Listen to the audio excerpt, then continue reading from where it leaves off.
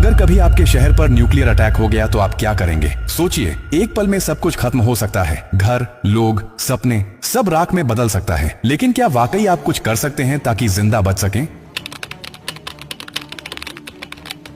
हाँ, अगर आप अभी से तैयार हैं, ये जानकारी जिंदगी और मौत के बीच की दूरी तय कर सकती है। क्योंकि जब एक न्यूक्लियर बम गिरता है तो सिर्फ धमाका ही नहीं होता, उसके बाद शुरू होता है वो खतरनाक खेल जिसे कहते हैं रेडिएशन फॉलआउट। और उसमें जो जिंदा बचता है वो भी धीरे धीरे मरने लगता है। सबसे पहले जानिए कि जैसे ही न्यूक्लियर बम गिरता है, एक तेज सफेद रोशनी आपके सामने आती है। इस रोशनी को देखना मतलब अपनी आंखों की रोशनी खो देना। आप अंधे हो सकते हैं, स्थायी रूप से। इसलिए पहला कदम, जैसे ही धमाके की खबर मिले या रोशनी दिखे, तुरंत जमीन पर लेट जाइए, अपनी आंखें और कान बंद कर लीजिए और चेहरे को किसी कपड़े से ढक लीजिए। ये पहली रक्षा है। अब सवाल उठता है कि कहां जाएं? तो याद रखिए, अगर आपके आसपास कोई मेट्रो स्टेशन है, बेसमेंट है, अंडरग्राउंड पार्किंग है, तो वहीं भागिए, क्योंकि जमीन के नीचे रहना न्यूक्लियर फॉलआउट से बचने का सबसे कारगर तरीका है। लेकिन अगर कुछ नहीं है तो अपने घर को ही शेल्टर बनाना पड़ेगा। सारी खिड़कियां, दरवाजे बंद कर दीजिए। हर छोटी छोटी दरार को भी किसी कपड़े, टेप या गत्ते से बंद कीजिए। हवा का एक भी रास्ता नहीं खुला रहना चाहिए। अटैक से पहले या जैसे ही खबर मिले, आपके पास सिर्फ कुछ मिनट होंगे। उसी वक्त पानी भरिए, बाल्टी, बोतल, ड्रम, जो भी है।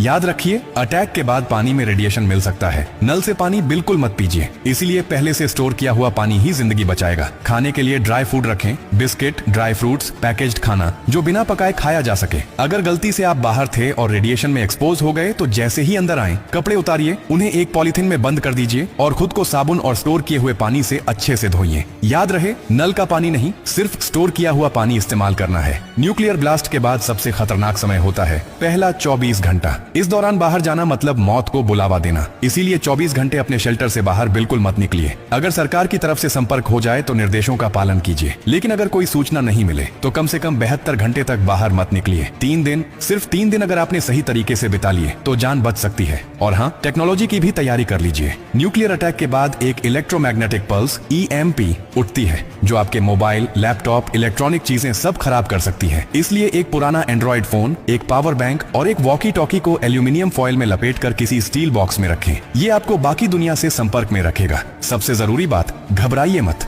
पैनिक नहीं करना है। हर फैसला सोच समझ कर लीजिए, क्योंकि न्यूक्लियर अटैक एक टाइम गेम है। जो जितना शांत रहेगा, उसकी जान बचने के चांस उतने ही ज्यादा होंगे। और याद रखिए, ये जानकारी सिर्फ आपके लिए नहीं, बल्कि आपके परिवार, दोस्तों, पड़ोसियों और पूरे समाज के लिए है। क्या आप अकेले सुरक्षित रहना चाहते हैं? नहीं ना? तो इस जानकारी को हर उस इंसान तक पहुंचाइए जिसकी जिंदगी की आपको परवाह है। हो सकता है आपकी एक शेयर से किसी माँ का बच्चा जिंदा रह जाए, किसी पिता की आखिरी उम्मीद बच जाए, किसी बहन का भाई लौट कर घर आ जाए। और यही तो असली इंसानियत है। और हाँ, जब आप जिंदगी बांट रहे हैं तो एक वादा भी